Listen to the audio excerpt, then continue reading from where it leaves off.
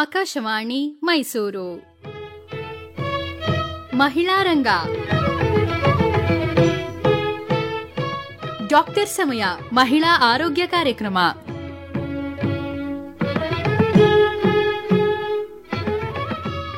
ಮಹಿಳೆಯರಲ್ಲಿನ ಚರ್ಮದ ಸಮಸ್ಯೆಗಳು ಈ ಕುರಿತು ಡರ್ಮಟಾಲಜಿಸ್ಟ್ ಪುನೀತಾ ಬಿ ಅವರೊಂದಿಗೆ ಮಾತುಕತೆ. ಇವರೊಂದಿಗೆ ಭಾಗವಹಿಸುತ್ತಾರೆ ದಿಗ್ವಿಜಯ್ ಬಿ.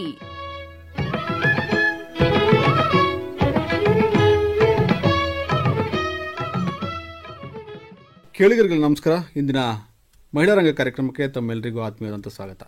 ಇವತ್ತಿನ ಕಾರ್ಯಕ್ರಮದಲ್ಲಿ ಭಾಗವಹಿಸ್ತಾ ಇದ್ದಾರೆ ಚರ್ಮರೋಗ ತಜ್ಞರಾದಂತಹ ಡಾಕ್ಟರ್ ಪುನೀತಾ ಬಿ ಅವರು. ಅವ್ರನ್ನ ಕಾರ್ಯಕ್ರಮಕ್ಕೆ ಸ್ವಾಗತ ಕೋರ್ತಾ ಕಾರ್ಯಕ್ರಮ ಆರಂಭ ಮಾಡ್ತೀನಿ. ಡಾಕ್ಟರ್ ಪುನೀತಾ ಅವರು ನಮಸ್ಕಾರ, ಕಾರ್ಯಕ್ರಮ ಸ್ವಾಗತ.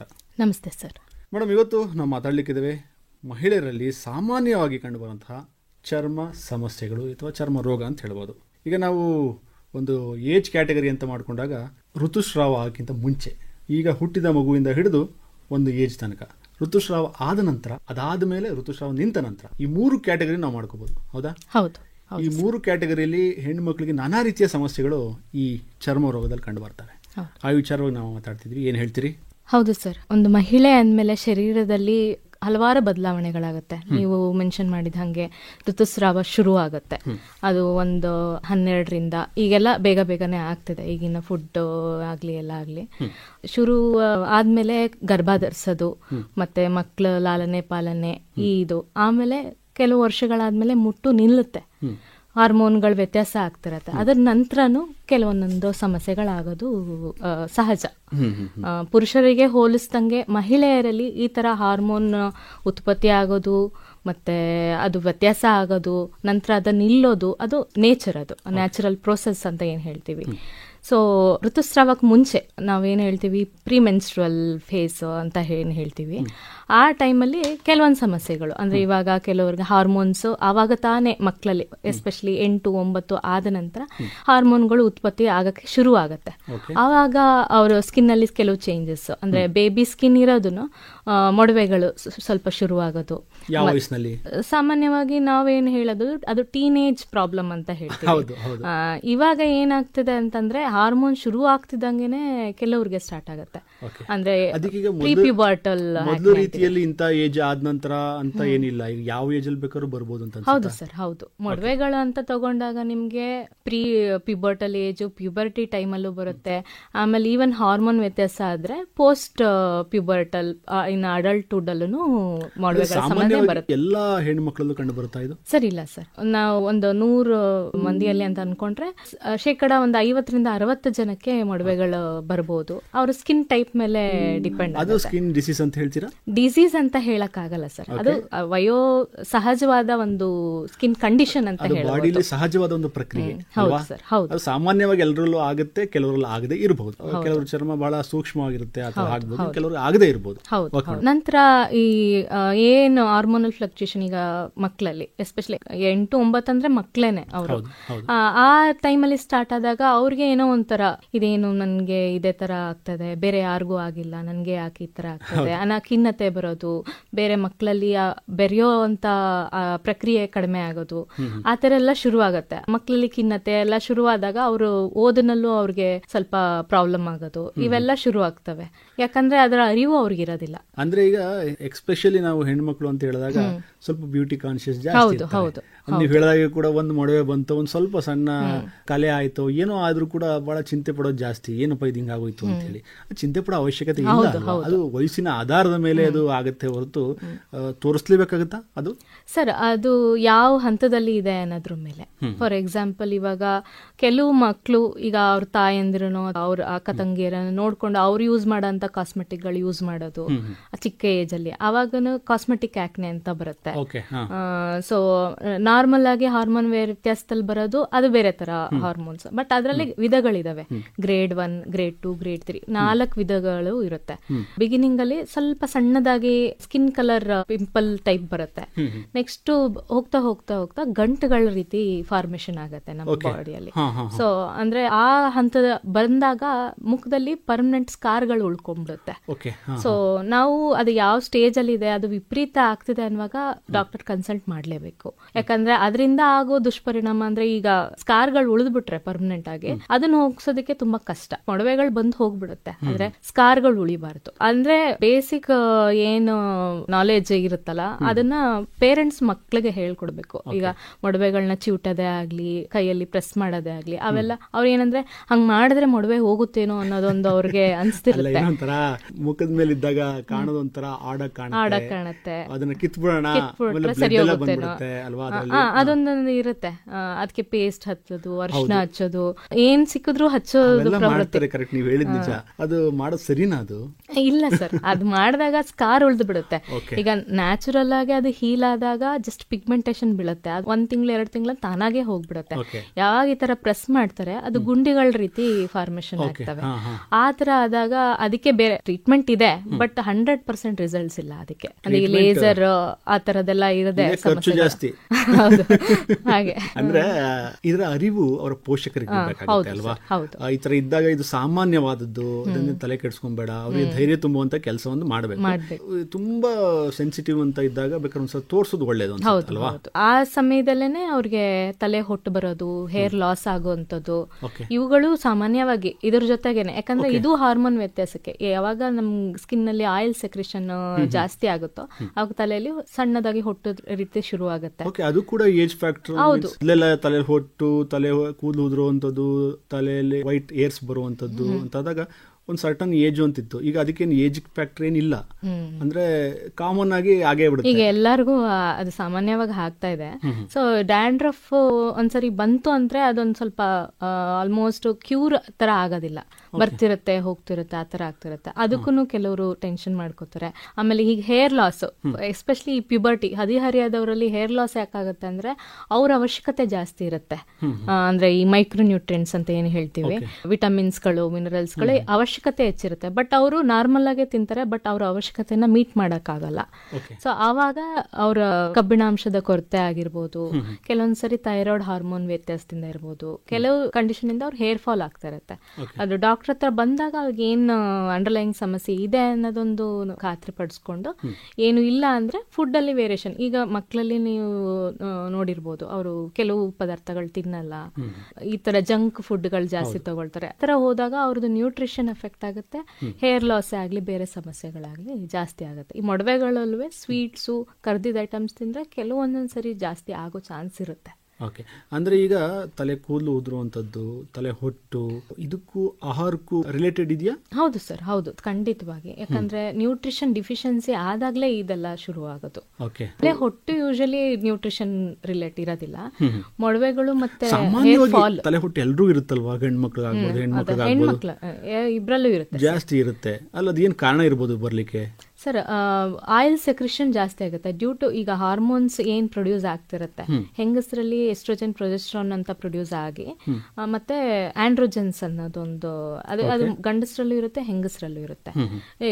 ಹೆಂಗಸರಲ್ಲಿ ಅದು ಹೆಚ್ಚಾದಾಗ ಸ್ವಲ್ಪ ಈ ತರ ಆಯಿಲ್ ಸೆಕ್ರೇಷನ್ ಜಾಸ್ತಿ ಆಗೋದು. ಫಾರ್ ಎಕ್ಸಾಂಪಲ್ PCOD ಪ್ರಾಬ್ಲಮ್ ಇರುತ್ತೆ. PCOD ಅಂತಂದ್ರೆ ಪಾಲಿಸಿಸ್ಟಿಕ್ ಓವೇರಿಯನ್ ಡಿಸೀಸ್ ಅಂತ. ಅಂದ್ರೆ ಓವ್ಯುಲೇಷನ್ ನಾರ್ಮಲ್ ಆಗಿ ಆಗೋಂಥದ್ದು ಸರಿಗ ಆಗಲ್ಲ.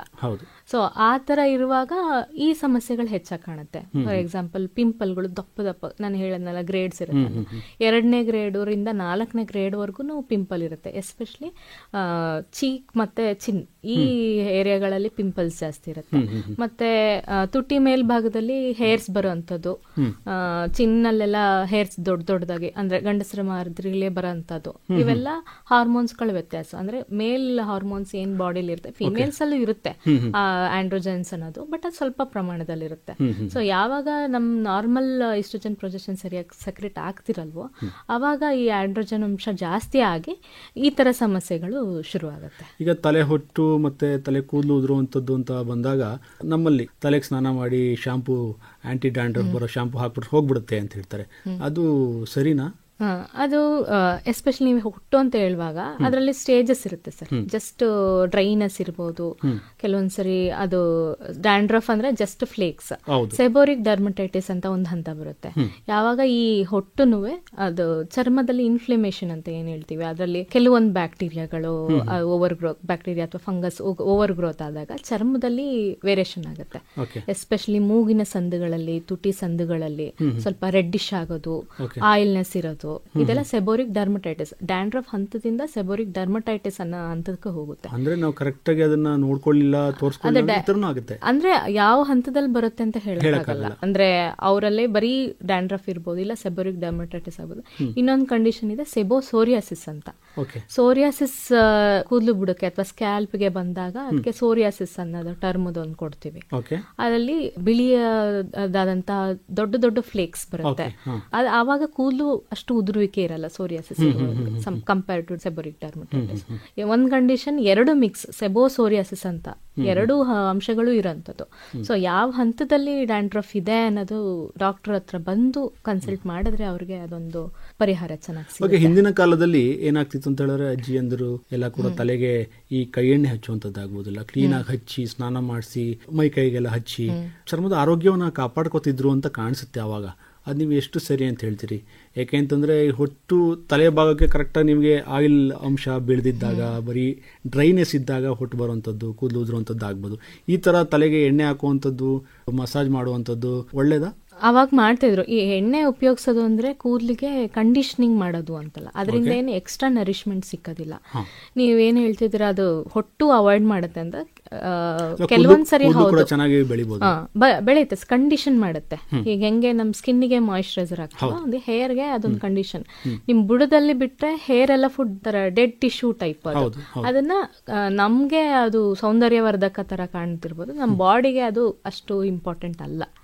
ಸೊ ಆಮೇಲೆ ನಾವು ಎಣ್ಣೆ ಹಾಕಿದಾಗ ತುಂಬಾ ಲಾಂಗ್ ಡ್ಯೂರೇಷನ್ ಬಿಡಬಾರ್ದು. ಎಸ್ಪೆಷಲಿ ಕೊಬ್ಬರಿ ಎಣ್ಣೆ ಆಗ್ಲಿ, ಕೈ ಎಣ್ಣೆ, ಅದರಲ್ಲಿ ಕೆಲವು ಫ್ಯಾಟಿ ಆಸಿಡ್ ನ ನಮ್ಮ ಸ್ಕಿನ್ ನಲ್ಲಿರೋ ಕಮೆನ್ಸಲ್ಸ್ ಅಥವಾ ನಾರ್ಮಲ್ ಬ್ಯಾಕ್ಟೀರಿಯಾ ಏನಿರುತ್ತೆ ಅದನ್ನ ಫ್ಯಾಟಿ ಆಸಿಡ್ ನ ಬ್ರೇಕ್ ಡೌನ್ ಮಾಡಿ ಬೇರೆ ತರ ಹಾನಿಕರ ಕೆಮಿಕಲ್ ಉತ್ಪತ್ತಿ ಆಗೋ ಚಾನ್ಸ್ ಇರುತ್ತೆ. ನೀವು ಹಚ್ಚಿದ್ರು ನೈಟ್ ಹಚ್ಚಿ ಬೆಳಗ್ಗೆ ವಾಶ್ ಮಾಡೋದು ಒಳ್ಳೆಯದು. ಯಾವಾಗ್ಲೂ ಸದಾ ಎಣ್ಣೆ ನಾವು ಅಡ್ವೈಸ್ ಮಾಡೋದಿಲ್ಲ, ಅದು ಬೇಡ. ನೈಟ್ ಹಾಕಿ ಮಾರ್ನಿಂಗ್ ವಾಶ್ ಮಾಡೋದು. ಆಮೇಲೆ ಇನ್ನೊಂದ್ಸರಿ ಎಣ್ಣೆ ಹಾಕಿ ನಾವು ಆಚೆ ಹೋದಾಗ ಡಸ್ಟ್ಗಳು ಜಾಸ್ತಿ ಅಟ್ರಾಕ್ಟ್ ಆಗುವಂತ ಚಾನ್ಸಸ್ಗಳು ಇರುತ್ತೆ. ಸೊ ನೀವು ಅಂದ್ರೆ ಮಾಡ್ತಿದ್ದು ತಪ್ಪು ಅಂತ ಹೇಳ್ತಿರೋದಲ್ಲ, ಮಾಡ್ತಿರೋದು ಒಳ್ಳೇದೇನೆ. ಬಟ್ ಅದೇ ನಾನು ಹೇಳ್ದಂಗೆ ಲಾಂಗ್ ಡ್ಯೂರೇಷನ್ ಬೇಡ. ನೈಟ್ ಹಚ್ಚಿ ಮಾರ್ನಿಂಗ್ ವಾಶ್ ಮಸಾಜ್ ಮಾಡೋದ್ರಿಂದ ಸ್ಕ್ಯಾಲ್ಪ್ಗೆ ರಕ್ತ ಸಂಚಾರ ಎಲ್ಲ ಚೆನ್ನಾಗಿ ಆಗುತ್ತೆ, ಅದು ಮಾಡ್ಬೋದು. ಬಟ್ ಅದೇ ತುಂಬಾ ವಿಗರಸ್ ಮಸಾಜ್ ಬೇಡ. ಈಗ ನಾರ್ಮಲ್ ಆಗಿ ಕೆಲವು ಪರ್ಮನೆಂಟ್ ಹೇರ್ಗಳಿಗೆ ಡ್ಯಾಮೇಜ್ ಆಗುತ್ತೆ ಕೆಲವೊಂದ್ಸತಿ, ಅದು ಟೆಂಪರರಿ ಹೇರ್ ಆಗಿ ಕನ್ವರ್ಟ್ ಆಗೋ ಚಾನ್ಸಸ್ ಇರಬಹುದು. ಈಗ ಹದಿಹರಿಯದ ಮಕ್ಕಳ ಚರ್ಮದ ಆರೋಗ್ಯದ ಬಗ್ಗೆ ಮಾತಾಡಿದ್ರಿ. ಈಗ ಋತುಸ್ರಾವ ಶುರು ಆದ್ಮೇಲೆ ಯಾವ ರೀತಿ ಸಮಸ್ಯೆಗಳು ಕಂಡು ಬರ್ತವೆ? ಸರ್, ಋತುಸ್ರಾವ ಹೆಣ್ಣು ಮಕ್ಕಳಲ್ಲಿ ಶುರು ಆಗುತ್ತೆ. ಆ ಹಂತದಲ್ಲಿ ಮಕ್ಕಳಿಗೆ ಹೈಜಿನ್ ಹೇಳ್ಕೊಡೋದು ತುಂಬಾ ಮುಖ್ಯ. ಎಸ್ಪೆಷಲಿ ಹದಿಹರೆಯದ ಹೆಣ್ಮಕ್ಳಿಗೆ ತಾಯಂದ್ರು ಪಾತ್ರ ಇದ್ರಲ್ಲಿ ಜಾಸ್ತಿ ಇರುತ್ತೆ. ಸೊ ಹೈಜಿನ್ ಆ ಟೈಮಲ್ಲಿ ಮಕ್ಳಿಗೆ ಗೊತ್ತಿರೋದಿಲ್ಲ ಇದರಿಂದ ಏನ್ ಸಮಸ್ಯೆ ಆಗ್ಬಹುದು. ಕೆಲವ್ರು ನೆಗ್ಲೆಕ್ಟ್ ಮಾಡ್ಬಿಡ್ತಾರೆ. ಆ ಜಾಗದಲ್ಲಿ ರ್ಯಾಷಸ್ ಆಗ್ಬಹುದು, ಅದನ್ನ ಹೇಳ್ಕೊಳಕ್ ಆಗೋದಿಲ್ಲ ಮಕ್ಳಿಗೆ, ಈ ತರ ಆಗಿದೆ ಅಂತ ತೋರ್ಸ್ಕೊಳಕ್ ನಾಚಿಕೆ ಪಡ್ತಾರೆ. ಸೊ ಈ ಸಮಯದಲ್ಲಿ ತಾಯಂದ್ರು ಅದು ಹೇಗೆ ಬರುತ್ತೆ ಅಂದ್ರೆ ಋತುಸ್ರಾವ ಆದ ತಕ್ಷಣ ಮಕ್ಳಲ್ಲಿ ಹೆದರಿಕೆ ಬಂದ್ಬಿಡುತ್ತೆ, ಇದೇನೋ ಆಗ್ತಿದೆ, ಬೇರೆಯವರೆಲ್ಲ ನಾಡ್ಕೋಬಹುದು ಅಥವಾ ಆ ತರ ಒಂದು ಮನೋಭಾವನೆ ಬಂದ್ಬಿಡುತ್ತೆ ಹೆಣ್ಮಕ್ಳಲ್ಲಿ. ಸ್ವಲ್ಪ ಅವೇರ್ನೆಸ್ ಇದೆ ಅಂತ ಇವಾಗ ಅವೇರ್ನೆಸ್ ಬರ್ತಾ ಇದೆ. ಹಿಂದಿನ ಕಾಲದ ಸ್ವಲ್ಪ ನೋಡಿದ್ರೆ ನೀವು ಹೇಳಿದಾಗೆ ಸ್ವಲ್ಪ ಕಷ್ಟ ಇತ್ತು.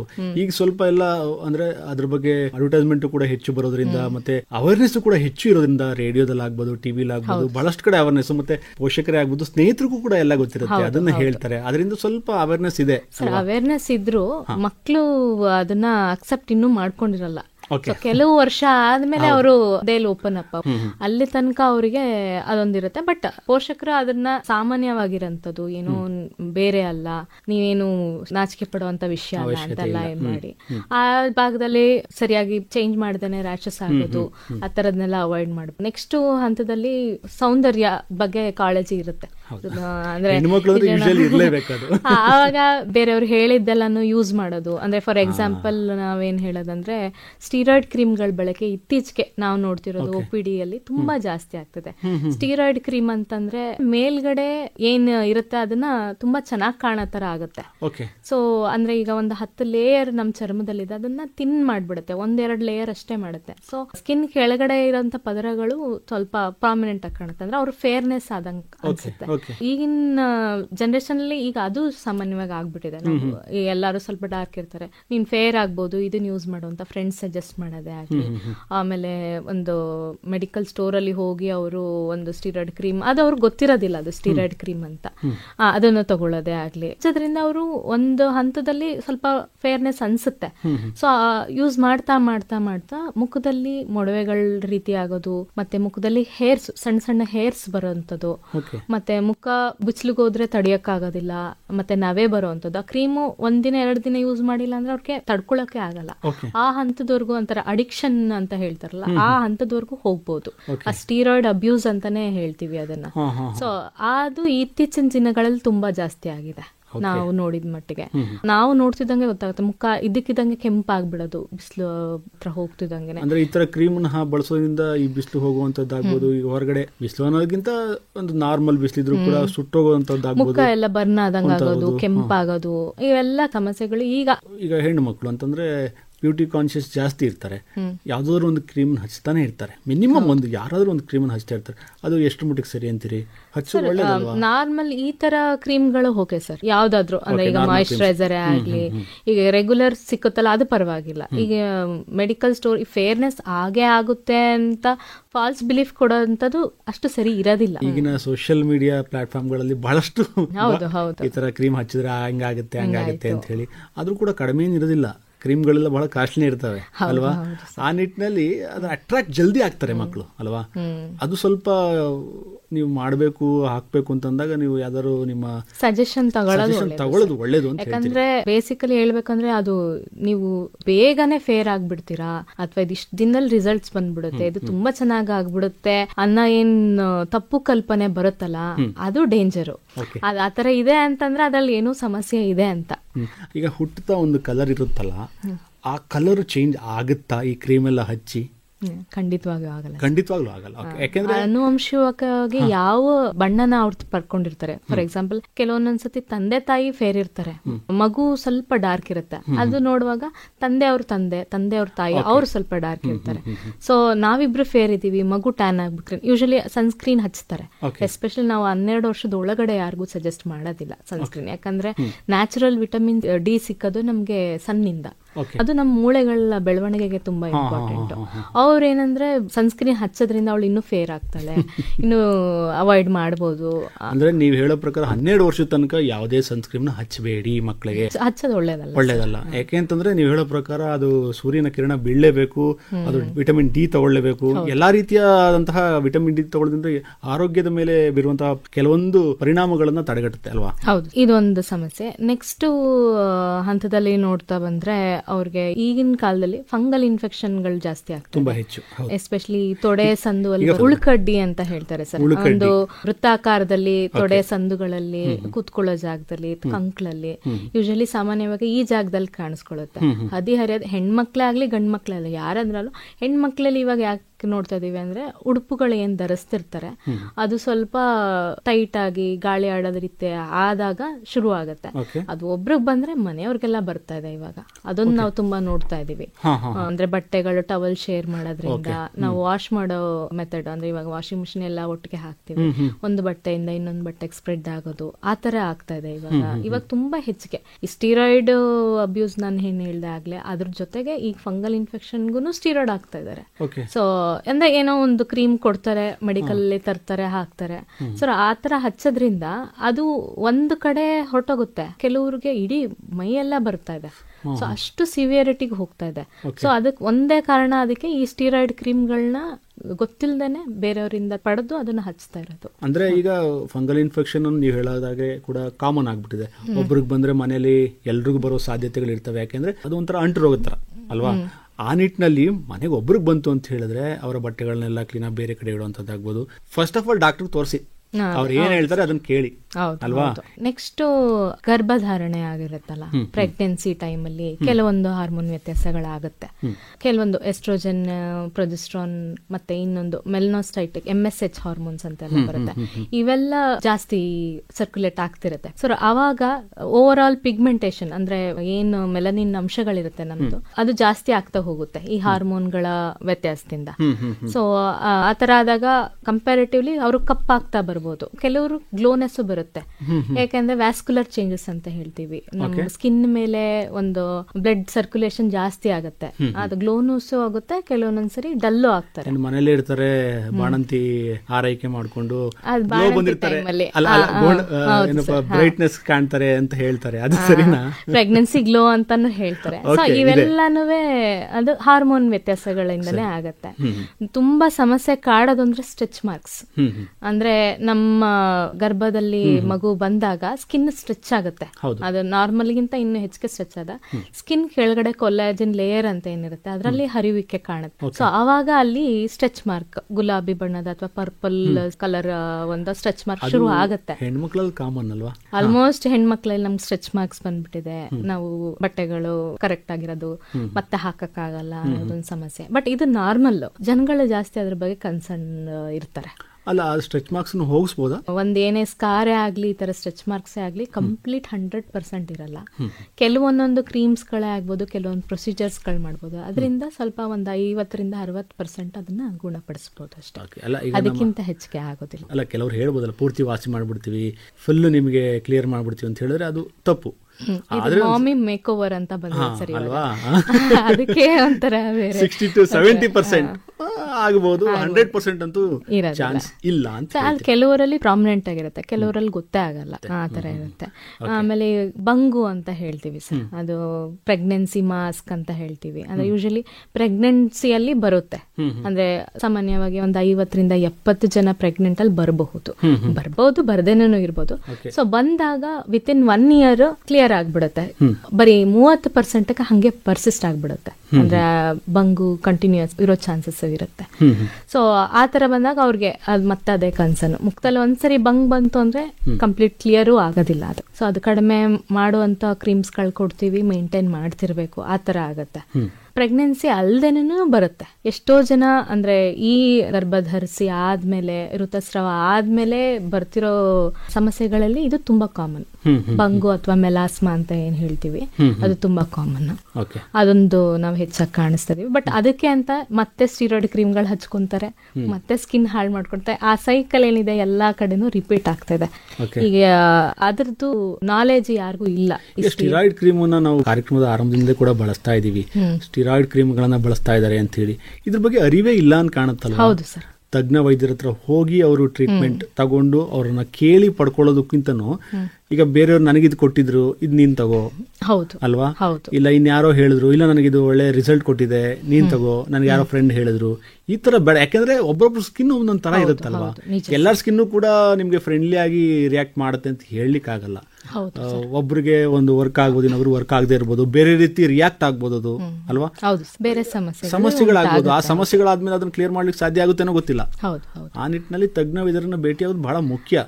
ಇನ್ನೊಂದು ಪಾಯಿಂಟ್ ಏನಂದ್ರೆ ಸರ್, ಕೆಲವೊಂದೊಂದ್ಸತಿ ವೈದ್ಯರೇ ಪ್ರಿಸ್ಕ್ರೈಬ್ ಮಾಡ್ತೀವಿ ಸರ್ ಸ್ಟೀರಾಯ್ಡ್ ಕಾಂಬಿನೇಷನ್ ಇರೋಂತ. ಅದು ಶಾರ್ಟ್ ಟರ್ಮ್ಗೆ, ಅಂದ್ರೆ ಫಾರ್ ಎಕ್ಸಾಂಪಲ್ 1 ತಿಂಗಳು 2 ತಿಂಗಳಿಗೆ ಅಂತ ಹೇಳಿ ವಾಪಸ್ ಬನ್ನಿ ಅಂತ ಹೇಳ್ತೀವಿ. ಈ ಜನಗಳು ಏನ್ ಮಾಡ್ತಾರೆ, ವಾಪಸ್ ಬರೋದಿಲ್ಲ ಅವರು, ಅದನ್ನೇ ಕಂಟಿನ್ಯೂಸ್ ಆಗಿ ಹಚ್ತಾನೆ ಇರ್ತಾರೆ, 1 ವರ್ಷ 2 ವರ್ಷ.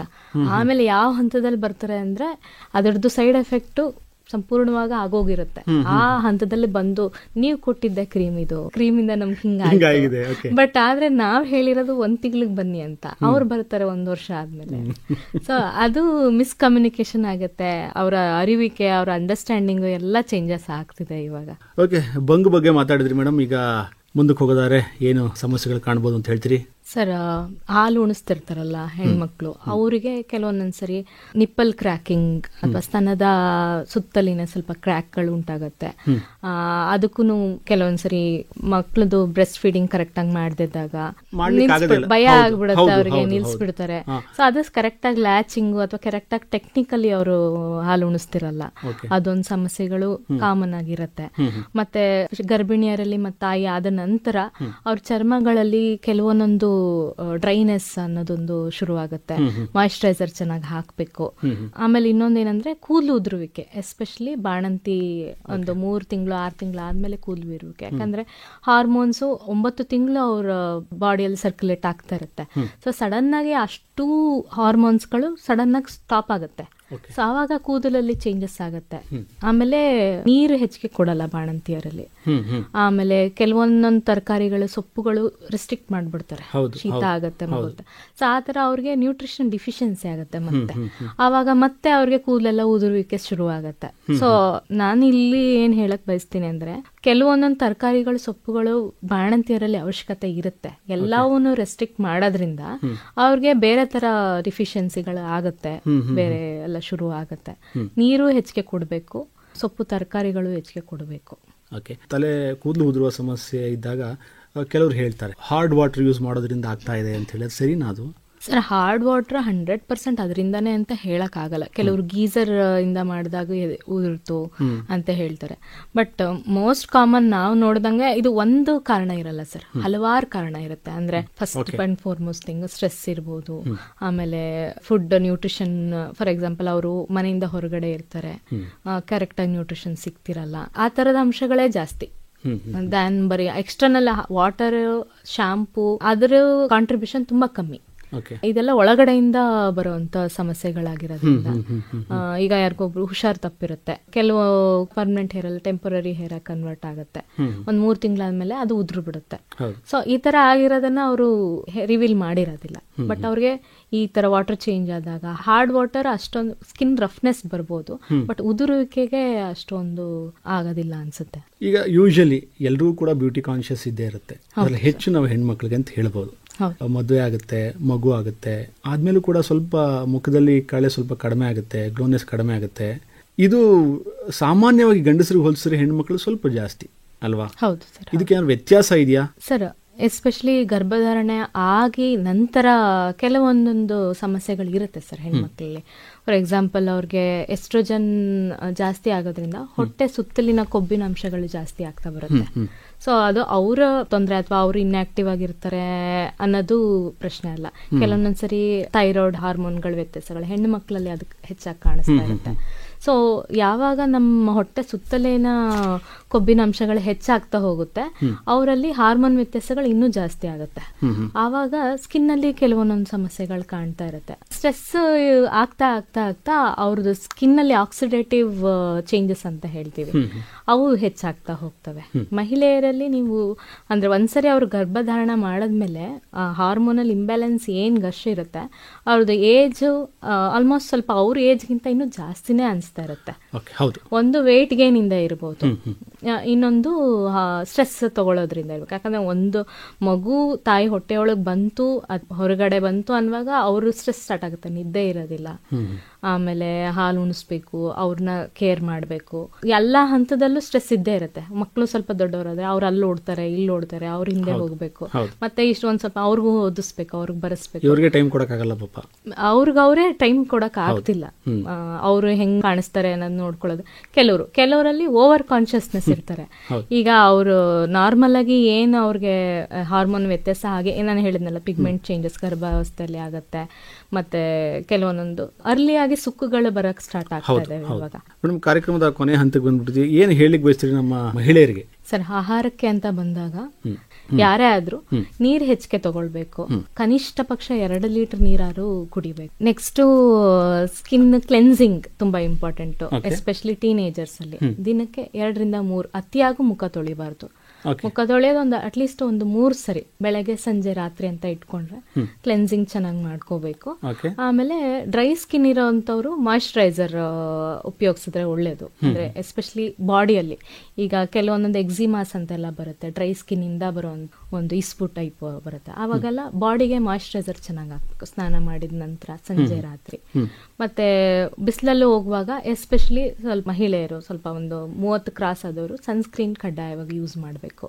ಮತ್ತೆ ಆಹಾರದಲ್ಲಿ ಹೆಚ್ಚಾಗಿ ತರಕಾರಿ, ಹಣ್ಣುಗಳು ಇರಬೇಕು ಮಹಿಳೆಯರಲ್ಲಿ. ಮಹಿಳೆಯರು ಏನ್ ಮಾಡ್ಬಿಡ್ತಾರೆ ಅಂದ್ರೆ ಕೊನೆಯದಾಗಿ ಊಟ ಮಾಡೋರು ಅವರೇ. ಯಾಕಂದ್ರೆ ಎಲ್ಲ ಮುಗ್ದಾದ್ಮೇಲೆ ಅವ್ರಿಗೆ ಸಿಕ್ಕಂತ ನ್ಯೂಟ್ರಿಷನ್ ಪಾರ್ಟ್ ಕಡಿಮೆ ಇರುತ್ತೆ. ಸೊ ನಾನು ಏನ್ ಹೇಳೋದು ಅಂದ್ರೆ ಅವ್ರಿಗೂ ಈಕ್ವಲ್ ಆಗಿ ನ್ಯೂಟ್ರಿಷನ್ ತಗೊಳಕ್ಕೆ ಅವರು ಮುಖ್ಯ ಪಾತ್ರ ವಹಿಸ್ಬೇಕು. ಚೆನ್ನಾಗಿ ತಿನ್ಬೇಕು, ಎಸ್ಪೆಷಲಿ ಸೊಪ್ಪು ತರಕಾರಿಗಳೇ ಹೆಚ್ಚಿಗೆ ತಿನ್ಬೇಕು. ಒಂದು ದಿನಕ್ಕೆ ಒಂದು ಹಣ್ಣಾದ್ರೂ, ಒಂದು ತರಕಾರಿ, ಒಂದು ಕಾಳು, ಸೊಪ್ಪು ಇಷ್ಟು ಇರ್ಬೇಕು ಅವ್ರ ಡಯಟ್ ಅಲ್ಲಿ. ಇಷ್ಟಿದ್ದಾಗ ಅವರು ಸ್ಕಿನ್ನಿನ ಸಮತೋಲನ ಕಾಪಾಡ್ಕೊಳ್ಳಕ್ಕೆ ತುಂಬಾ ಸಹಾಯ ಆಗುತ್ತೆ ಅಂತ ಹೇಳ್ತೀರಿ ಮೇಡಮ್. ಇವತ್ತು ಆಕಾಶವಾಣಿ ಜೊತೆ ಮಾತಾಡಿ ಚರ್ಮ ರೋಗ ಸಮಸ್ಯೆಗಳು ಬಗ್ಗೆ ಮಾಹಿತಿ ಮಾಡಿಕೊಟ್ಟಿದ್ದೀವಿ. ಧನ್ಯವಾದ. ನಮಸ್ಕಾರ. ನಮಸ್ಕಾರ ಸರ್, ಥ್ಯಾಂಕ್ ಯು.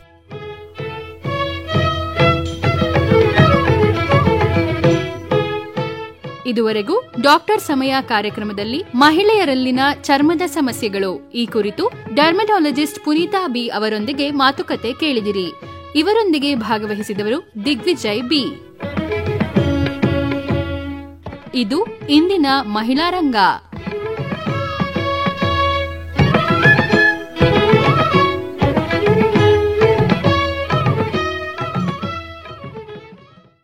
ಈ ಕಾರ್ಯಕ್ರಮ ಆಕಾಶವಾಣಿ ಮೈಸೂರು ಕೇಂದ್ರದಿಂದ ಮೂಡಿಬಂತು.